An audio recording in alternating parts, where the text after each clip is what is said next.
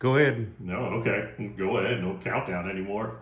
The honeymoon of Beer with a Queer is over. Now we're locked into not even the golden years. Episode 172. Ooh. Yeah, not bad, right? That's very good. This is your 5th episode? Yeah, sounds about right. This is Steve Miller. If you don't know, this is Steve Miller. He's been on 5 episodes. 5. This is Beer with a Queer. Has anybody been on more than me? My friend Neil out in San Diego. Fuck you, Neil. 3 or 4 episodes? Where is Neil? Well, he's in Japantown. It's San Jose. Outside of San Jose. I Yeah. said San Diego. Yeah, San Jose. Okay, but he has less than me? Yes. I retract my fuck you, Neil. I'm sorry. You seem like a great guy. But he is... Jeff doesn't know where you live, but you seem like a great guy. He is putting in the work on trying to get close. Sure. And so today, in honor of you, we have Jester King. We have... Is it in focus? Is it in... You know what? We're good. So I felt that was appropriate. Jester King. Jester King, sure. Juice Ship. It's a Cool Ship ale fermented with peach, orange, and pineapple juice. Brewed and canned in Austin, Texas. This is also brought to us by Dallas Ralph. Say hi, Dallas Ralph. What up, DR? No, that is not what I asked you to say. All right. You are seeing the remains of an episode of It Gets Butter, a new podcast that I will be launching soon.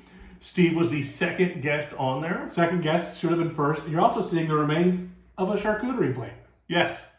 This whole thing was full. And then during the podcast, we ate crackers. It's an ASMR experience. Let's try Jester King and see how it is. Let's do it. Cheers to it.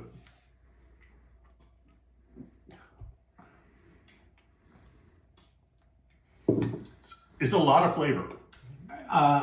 It's not for me, but I'm sure it's for somebody. So what's funny is it says Cool Ship Ale fermented, and that's the flavor I'm getting more than the peach, orange, and pineapple. I'm getting the fermentation flavor. Yeah, the fermentation comes through loud and clear. That is loud and the clear. very strong note. I of will ferment. say this about it. It is fermented.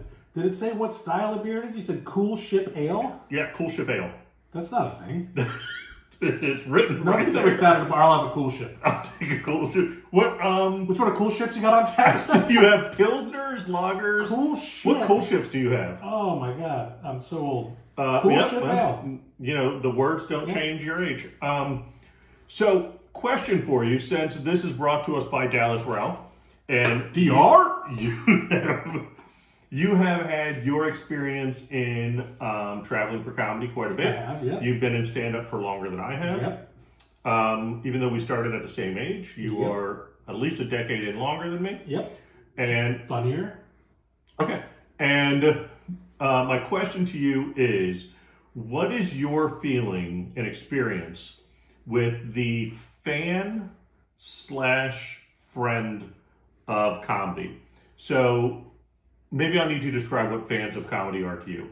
So fans of comedy are people that find your jokes funny. Okay. All right. In your experience, Okay. have you had, because you're not on social much, you're missing that part Sure. of this experience that's really kind of hit hard in the last decade, but 5 years really hard, is people finding your jokes online, becoming fans, and then with the social media, what it is, becoming friends or seeming Why to are be you talking friends. about this like it's some weird concept? Well, because I I'm don't know. familiar. I'm aware that I don't know people... if anybody's ever found your comedy funny.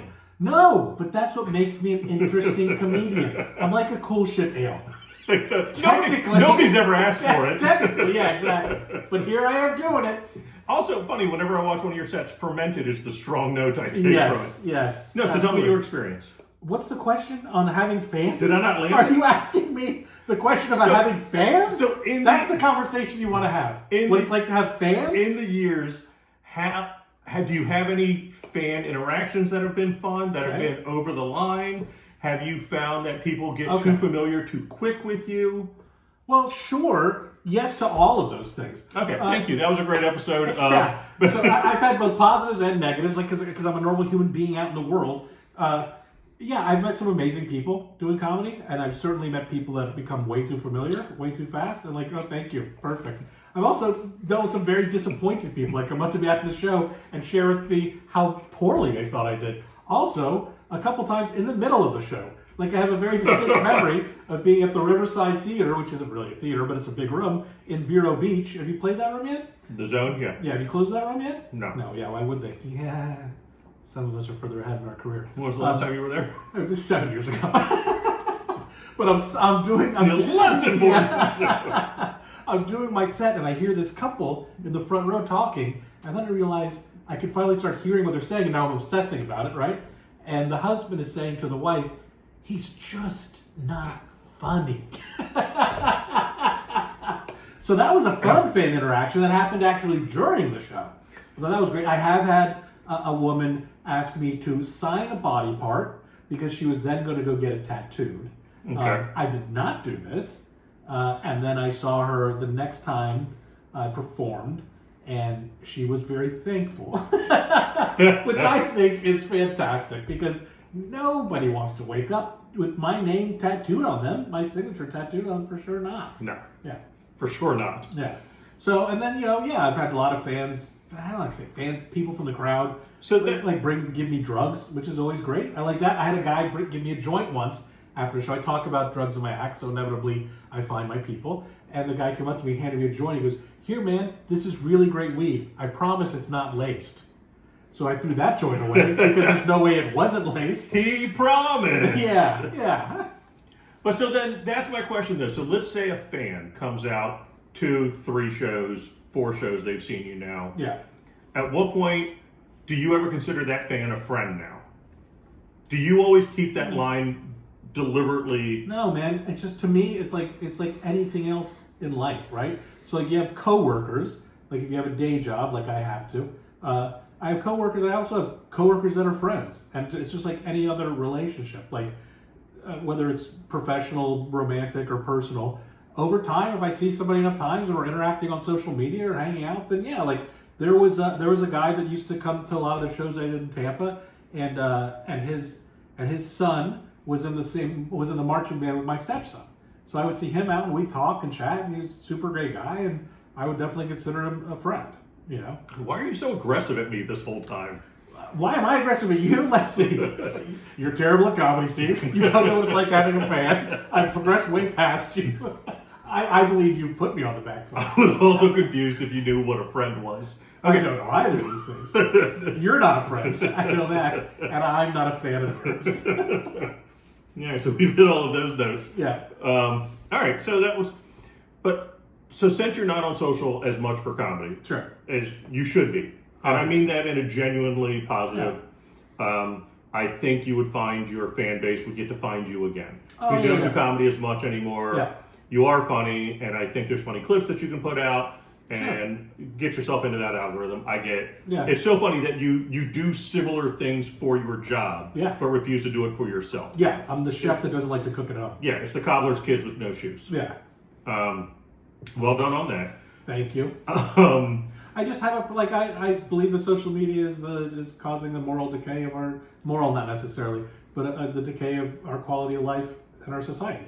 And I hate participating in it, but I also know at that I same have time to do it. Like but I'm all even- aware. But can you take the goods out of it? Like, so for instance, the good out of it, where like I'm putting jokes online, and at some point that joke hits a gay in a rural area who may not see enough gays, or my jokes about me being a beige gay reach an audience of other beige gays that feel seen in that joke. There is, without a doubt, positives to social media. It has allowed people to communicate. It's allowed people to find their audiences. It's allowed people to find their communities, and these are net positives. By the way, I would argue, and one of the things that I'd like to think of it as differently is I'm not finding my audience as much as my audience is out there. They don't know I exist yet, Sure, of course not. and that's what social media is helping with. And that's what they're Now, much happier. Is it a for. chore for me to do all the time? Absolutely. Sure. But 172 episodes into this, which started as just me talking about stupid things, has, reached people all over, and some people enjoy it. Oh, my opinion and view, this is going to sound pretentious, is my own. And society and the world does not agree with me. I have I think a lot of people agree that social media is a bit of a downfall. Yeah. Yeah. But I just had two friends of mine this past week reach out to me, one on Instagram, one on Facebook. And they wanted to see how I was doing with my health because I had all the cancer stuff that went on. And during that process, I talked about cancer a lot. And then I have not really returned back to social media after that. And they're being very kind and sweet and reaching out to me and saying, how are you doing? Right. And so I do feel a great amount of Those guilt. monsters bring it down. No. Those are the best, right? That's the sorry. best of social media. And so I do feel bad that there's things that I haven't done as well as I could and should on social media because the reality is that is how we communicate with our community now, is on social media. And I've done a poor job of it. So there's two sides of it, right? There's the comedy side, there's also the interpersonal relationship side. And I failed at both of them. And also it's just me being a little precious with myself and being a little maybe too protective of myself and not wanting to put so much stuff out there. Like I already feel like this a bit of guilt and shame for all the cancer shit that I shared online. And I feel like I should have just dealt with that shit on your own. Which is not good. That's wrong because everybody was very helpful and generous and There was kind to me. literally a sold out benefit in your honor. So I see the positive in it. I do. But what I wind up doing on the personal side is, thank you so much for reaching out. Sorry it took me a while to get back to you. This is my phone number. This is my email. If you'd like to keep in touch with me, let me know. I'd love to hear from you. That sounds. You're asking a lot of people to care that much. I am. I get it. And now I also feel bad because the last two guys I just talked about that reached out to me, I didn't send that message to them. So now I feel bad about that. And I'll obsess about that on the whole ride home. But I'm trying to maybe get back to a place where I'm comfortable with interacting with people, which is, face to face or a phone call or something like that. I am being obstinate and I'm being a fax salesman that refuses to see that the world has changed. I'm still out here selling fax machines and nobody wants them. Remind me what you do for your job again, your day job? I am a digital marketer that specializes in creating content for social media. Okay, so you can admit it exists. I admit it exists. I admit that it's a positive. I don't know what it is. I don't know what it is, why I'm just hung up on it. No, I do know what it is. I apologize. That's bullshit. I don't like to go on there and go through and read. I don't go on You there. don't want to care about other people as much as they might care about you. No. The news and the bullshit. That's You don't what it's have to about. deal It's with not that. about them. So what wound up happening is years ago I turned off all the notifications for all social media on my phone. And it has been a tremendous benefit to me. But also it has taught me what I wanted it to teach me was less of a reliance on social media. But now the whole world is on social media. So I have people that love and care about me that are like, what's going on with you in life? What's happening? And I'm not participating. And on top of that, it's also affecting my career, which I don't know which I should care about more. Obviously, I know what I should care about more. It's my interpersonal relationships, not the career. But look at what's happening. Look, you asked me a simple question about social media. I'm having a full-on fucking meltdown, man. I'm having a full-on meltdown. Oh, well, Cool Ship. Cool Ship Ale. Look it up. I've never heard of it. Maybe it's old style or something. What? All I can say- it's slang for it's not bad. all I can say about this episode is reach out to Steve at SteveMiller813. Is that what it is? That is correct. On all social media. All of ask to be his friend and force him back on there. I'm coming back on. I'm coming. Yeah. Yeah. And also, look for us both in Vero Beach soon. I'm going to reach out to Comedy Zone today to see if they'll let Steve Miller open for me down at... They won't let you close the room, and they let me close the room. That's where we're at. We're going to see. We'll see how that email goes. Stay tuned for that. That may be on the next episode, an answer for that. And don't forget, it gets butter. It Gets Better coming to you soon. I don't need that snarky look from you because he's the one that said it. Bye.